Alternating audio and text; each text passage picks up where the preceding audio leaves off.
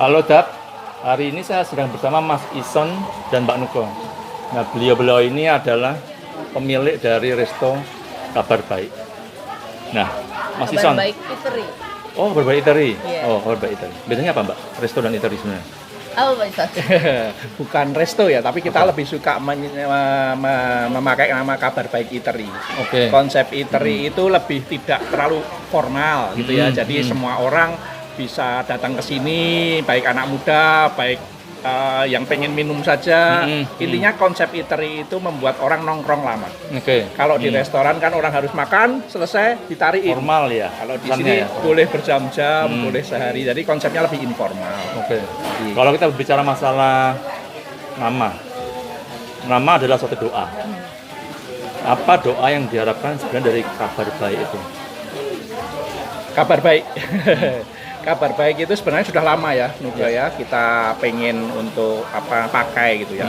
Sejak 3 tahun yang lalu kita pengen kalau punya bisnis kuliner yang serius kita pakai nama Kabar Baik gitu ya.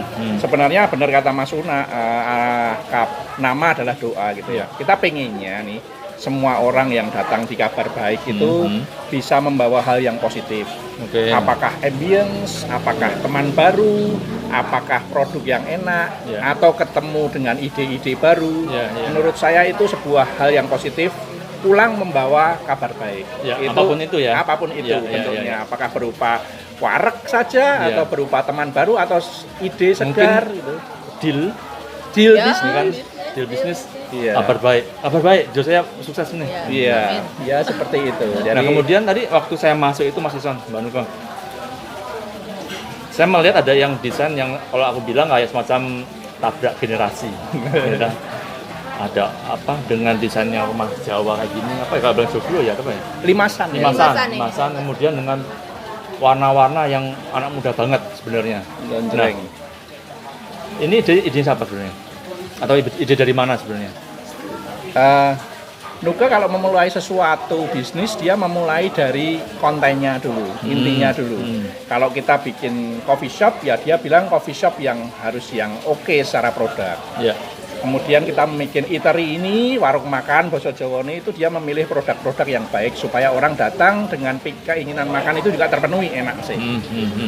Yang namanya tempat mesti itu adalah platform ya, bisa coffee shop cilik, bisa tempat yang gede, bisa apapun itu kan platform. Nah, kita memakai platform ini karena memang mengejar tren anak muda ya, kan? Anak milenial sekarang. Ya, untuk konsepnya sendiri sih ini kita nggak murni kita banget sih Mas untuk pengennya seperti ini. Basicnya sih pengennya ya limasan. Tapi gimana caranya limasan ini bisa ngundang anak-anak muda, anak-anak milenial. Ya setelah menggodok dengan beberapa teman anak muda juga itu dibikinlah warna-warni yang seperti ini gitu loh. Dan pengennya juga garden juga ada garden. Oh nantinya pengembangannya ya. Jadi ya pilihan tanamannya ya disesuaikan yang kira-kira biar instagramable gitu. Oke. Jadi ada spot-spot khusus untuk Instagram. Iya, karena marketnya anak muda ya, kan? Masih muda kita? Lumayan. Hanya masalah angka aja. Nah, kalau yang dari saya tahu nih, Mbak Nu kan adalah woman di Handy Kitchen ya. Kalau menu-menu di sini, kalau menurut Mbak Nuko sendiri, menu yang paling Mbak Nuko suka apa sih sebenarnya? Jadi kalau menu di sini kan ada kita campuran ya Mas. Jadi ada yang western, ada yang nusantara juga. Ya beberapa saja yang kami ambil yang kira-kira masuk untuk siapa aja dari anak-anak milenial, orang sudah sedikit dewasa, terus anak-anak kecil pun bisa di sini keluarga gitu. Untuk produk itu juga digodok juga dengan teman-teman tim. Kira-kira apa sih yang sekarang lagi disukain gitu. Jadi kalau misalnya kayak western gitu, kita punya burger. Burgernya bukan yang model fast food gitu, kita bikin untuk pattiesnya dagingnya itu kita bikin juga. Makan lengkap gitu ya kayak. Terus kita punya nasi goreng. Nasi goreng kita ada yang menurut saya mungkin beda dari yang lain itu mungkin yang nasi goreng kemangi. Oh, pakai daun kemangi. Iya. Kemangi ya. Pakai kemangi. Terus pasta untuk anak-anak Iya. ada. Saya malah suka pasta sebenarnya, berarti saya anak-anak. Ya. Itu kembali ke angka tadi tuh. Tapi kalau dari Mbak Nuka sendiri nih, mana yang paling? Satu aja. Saya seneng banget. Saya suka semua ya Mas ya. Satu aja Mbak, nggak usah semuanya Mbak. Apa? Saya suka nasi goreng. Nasi goreng teri kalau saya sendiri karena saya kurang apa ya wong Jawa jadi nek maem segoi ya maem gitu. Nasi putih teri pun sebenarnya udah enak ya. Iya. Itu yang Teri saya suka. Medan lagi Mas. Emang ada bedanya? Oh, teri Medan tuh kan dia lebih halus-halus dan tidak terlalu asin. Oh, oke. Halus-halus. Itu datangkan langsung dari sana atau ada yang nyetok di sini? Untuk sementara sih ada yang stok dulu di sini. Mas. Oke, Kalau oke. di sana nanti lagi cari Supply. temen di sana. Oh, iya. Biar langsung ya. Nah, kemudian kalau kita bicara nih masalah tantangan ya di dunia kuliner. Saya melihat bahwa tantangan di dunia kuliner itu kan bukan hal yang mudah. Banget. Jenengan kan udah, menurut saya udah lama kan Iya. terjun di dunia ini. Ada masa jatuh masih pada waktu itu? Pada waktu dari proses waktu awal sampai dengan saat ini, ada nggak proses jatuhnya pada waktu itu? Ya, saya rasa ini ya sampai ketawa kalau ini. Pasti ada dong. Pasti Mas. ada, Mas. Iya. Ada Pak, pasti ada. Ya, kita sih memaknainya life is journey ya. Jadi bisnis itu ya kayak perjalanan hidup gitu ya. Jadi kita dulu memulai tahun 2004 itu ya kita pokoknya optimis saja gitu ya. Setelah jalan ternyata juga pernah jatuh, pernah harus pindah lokasi, memulai dari nol ya Kak. Ingat gak Kak waktu memulai dari nol? Satu ruangan kecil bekas apa Kak? Bekas potong rambut. Bekas potong rambut. Potong rambut itu sempit loh. Iya. Dan warnanya hijau pupus dan pink. Jadi kita ya sama waktu itu bersama 2-3 orang tim gitu ya, kita merasakan benar-benar itu berat ya buat kita ya kayak. Kita nggak ada WA, kita SMS teman. Iya. Itu tahun berapa itu Mas Zaman waktu itu? 2004 kan belum ada WhatsApp, Pak. Pada waktu pindah di yang baru itu, yang maksudnya yang salon itu tahun berapa itu? 2010 ya kayak. 2009 2010 ya. Waktu itu kita masih pakai SMS. Iya. Begitu memulai Itu zamannya masih Rp350 nggak sih? Iya nggak sih zaman dulu tuh? Kenapa? Harga SMS berapa sih? Rp350 bukan? 350. Ya kita SMS, taunya begitu kan, marketing andalannya temen gitu kan ya. Setelah 2010 kita belum ada teras, belum ada payon, kalau hujan kita berdua gitu, nunggu temen jam 11 datang dong ke tempat kami. Kita ngobrol, balik nanti ada datang teman lagi, ayo main ke tempatmu, ayo main, kita datang lagi dari rumah gitu. Tapi itu menurut kami sebuah proses ya. Maka kami setiap kali memaknai ada bisnis kuliner yang sepi, kita juga merasa ikut sepenanggungan, yuk kita beli yuk di sana gitu. Sering gitu ya kayak. Ya karena Tapi waktu itu membeli sekalian mengevaluasi nggak? Atau mungkin kayak ngasih bocoran, Bu kamu ditambahin ini. Kadang-kadang. Iya. Tapi kami niatnya memang ya hanya beli untuk support saja. Minimal hari ini ada yang beli gitu ya. Jadi tadi Mas Una bilang pernah jatuh nggak ya? Masa-masa 2010 sampai 2012 2013 ya kayak kita untuk mulai ini terus mulai lagi bisa bangkit. Jadi menurut saya ya kembali lagi namanya naik turun ya dimaknai aja sebagai perjalanan hidup, life is journey. Yang paling penting adalah selalu continuous improvement, semakin baik. Jadi arahnya memang menuju ke lebih baik. Pada waktu di titik balik itu, maksudnya di titik jatuh itu, apa yang maksudnya momen apa itu yang membuat bahwa itu kan menjadi suatu kayak titik balik? Apa yang menyebabkan itu? Apakah karena memang momennya, ataukah mungkin karena kontinuitas dari usaha yang dilakukan atau apa? Ini nih dia yang berat jawab. Dia yang punya passion sama cinta apa yang membuat terhadap itu bisnis ini. bisa naik lagi sebenarnya? Apa ya Mas? Mungkin orang klise ya, mungkin doa. Oke. Apa ya?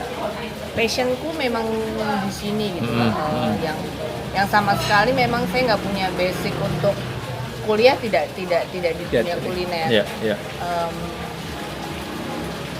Support dari suami juga untuk kita saling support untuk bisa bertahan. Ya mencoba untuk Oh iya. Nah, ini ya tadi. Oh, terima kasih. Ini andalan kita juga ya, Kak. Apakah? Kopi Kopi. susu KPE Hazelnut. Hazel. Terima kasih. Lanjut Monggo, Mbak Nuka. silakan. Ya support dari suami, Ya. orang tua saya juga waktu itu yang kita tetap harus bertahan gitu loh untuk Ya. sebenarnya bisa aja ayo kita tutup, Ya. bisa, tapi kita bertahan dulu aja deh. Berapa lama tuh Mbak Nuka? Ya sempat ya kita berpikir waktu mau pindah pertama kali itu ya, udahlah tutuplah, kita mending Berarti waktu fokus ke proses anak-anak. pindah ke yang ke bekas salon itu ya? Iya, 2 bulan 3 bulan kita sempat vakum ya. Tiga 3 bulan bulanan. ya, sempat vakum ya. Kemudian Tapi ya Kembali ke passion ya. mau ngapain? Untuk ngisi Pasangan kekosongan, bukan kekosongan hari ya, maksudnya Ya. kekosongan berkarya. hati ya, dan ya. pikiran gitu Paham, loh paham, Mas. ya. Ya udah melanjutkan lagi aja apa yang jadi passionku Oke. di situ. Berapa lama tuh waktu itu continue terus mempertahankan apa yang diyakini sebenarnya? Wah ya lumayan ya. Jadi 3 bulan itu kita mulai mengumpulkan lagi motivasi, kemudian buka setahun ya Kak ya. Ya mulai kita bukan langsung tutup atau enggak, tapi dalam jangka waktu tidak lama untuk bangkit lagi itu selalu ada Mas. Jadi Ya. nggak harus terpuruk lama. Itu 3 bulan itu kita benar-benar berusaha untuk nyari lagi tempat, memulai lagi yang baru, kita set up lagi, kerja terus gitu loh. Iya, iya. Kadang-kadang ngedrop kok kayak gini ya, capek ya. Ya udah semangat lagi. Saya sih mikirnya sih Mas, selain untuk saya sendiri, kami sendiri, saya berpikir teman-teman yang bekerja dengan kami itu kami pikirkan juga nanti kalau kita tutup mereka kerja di mana ya gitu. Padahal sebenarnya banyak tempat lain mungkin ya, mungkin jauh lebih baik lagi dari kami, tapi itu kami pikirin juga sih. Iya. Apalagi setia ya Kak ya. Apalagi teman-teman yang bantuin kami itu cukup lama bareng kami gitu loh. Benar-benar dari nol mereka belajar dari waiters, terus belajar jadi untuk barista. Ya alhamdulillah puji Tuhan semuanya belajar bareng, dan walaupun sudah resign karena sekolah, karena bekerja di kotanya kembali mereka, tetap kalau ke Jogja mesti mampir ke tempat kami. Berarti kalau aku boleh rangkum, berarti yang pertama itu adalah doa. Iya. Yang kedua adalah salurkan passion itu. Passion ya. Yang ketiga continue. Dan yang keempat aku rasa tadi ada mendapat juga masalah. Potato Terima skin. kasih. Terima kasih potato skin. Kasih Mega. Satu lagi berarti masalah tanggung jawab terhadap teman-teman, terhadap karyawan maupun saudara-saudara yang sudah baik membantu. Iya, iya. Oke. Kita bilangnya bukan karyawan, Tim kru. ya tim. Kru Kita atau tim. merasa satu. Ya, Kita bareng-bareng. bukan atasan bawahan sih, tapi tim aja gitu. Oke. Oke. Nah kemudian misalkan nih sebagai penutup juga ya, buat teman-teman nih yang istilahnya mau terjun nih ke dunia eatery, ke dunia coffee shop, Iya, kuliner. apa sebenarnya yang harus mereka punya sebenarnya, secara baik itu soft skill maupun lainnya lagi. Ya. Passion sih kalau Iya, menurut aku. Itu intinya. Betul. Oke. Intinya passion. Cintai pekerjaanmu ya kayak. Oke. Betul. Jadi kalau misalnya kamu nggak punya passion di situ, sepi sedikit, ngelentruk, lemes, udah tutup aja. Kayak misalnya 3 bulan Ya. sepi. Padahal kalau Dia mau bertahan. dunia kuliner itu kadang-kadang tidak langsung brek, Iya. step by step. Betul. Apalagi sekarang Buahnya ya. banyak sekali Ya, betul. orang yang membuka. Berarti basicnya adalah passion dulu. Ya. Kemudian selain itu ada lagi nggak? Kalau Hal lain. skill dan lain-lain itu bisa dipelajari banyak ya. Tapi ada satu juga adalah untuk memotivasi diri. Saya sama Nuke itu punya kebiasaan setiap tahun belanja ide gitu ya Mas. Ya. Oke. Jadi dulu waktu 2004 kami belanja idenya ke Jakarta, yang ke Bandung ya Jadi kita lihat apa sih yang menarik bagi kami sendiri. Terus kita formulasikan. Waktu mau bikin ini apa yang menarik? Oh kelihatannya eatery yang konsep seperti ini dengan makanan-makanan seperti ini. Oke. Jadi kami juga belajar gitu ya, kira-kira untuk ditawarkan bagaimana. Nah, Dan syukurnya setelah buka ini kok beberapa orang kembali lagi, rasanya konsepnya diterima gitu ya. Sama konsisten, Mas. Bentar, berarti tadi passion, aku menangkap ada jangan berhenti di situ, tapi perkaya diri akan menu-menu baru mungkin ya. Satu lagi tadi konsistensi ya. Mau jatuh, sepi rame, sikat terus. Ya udah nanti khususnya Dowo. Jadi berarti tiga hal itu ya yang menurut Mas Isan dan Mbak Nuka yang harus dimiliki oleh mereka yang mau terjun di dunia ini ya. Nah, saya melihat juga hal itu juga saya sering kali melihat Jogja itu banyak yang muncul hilang. Muncul hilang. Bahkan belum setahun itu udah hilang. Sadis Mas bisnis kuliner. Kejam. Banyak kejam. Ya, jadi harus disikapi dengan optimis dengan bijak gitu. Nah, sebagai penutup nih Mbak Nuka, Mas Ison, kita menjual eatery-nya nih. Ada nggak promo-promo khusus nih?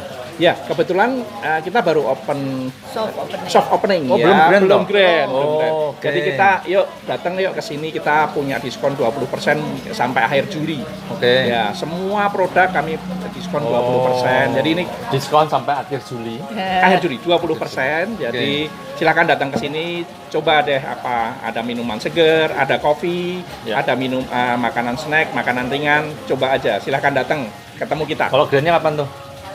Grand-nya kapan enggak? Belum ada tanggal ya? Belum ada tanggal. Belum ada. Nanti nunggu Mas Bambang Sakuntala namanya. Oh, tetangga kita. Terima kasih banyak kalau Mas Isan, Mbak Nuka. Ilmu-ilmunya nih padat banget kok. Pasti banyak orang butuh juga info ini. Terima kasih banyak. Teman-teman, terima kasih. Jangan lupa untuk tetap serawung. Bye-bye.